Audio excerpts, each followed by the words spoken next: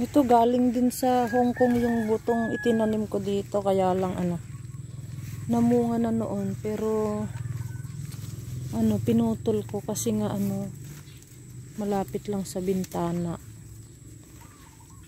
Inakyat ng pusa. Pwedeng makapasok yung pusa dahil sa puno na yan, kaya ako pinutol. Mas matamis yung bunga nito. Damot ti atin manong nga taon mo mut dita nga nakatakder nakangatukan di ka mo lagbungan.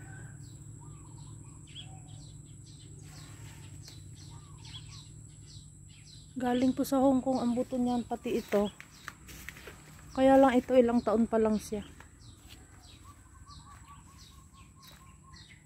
Agbunga kamot din tapno madi ka nga pukanon.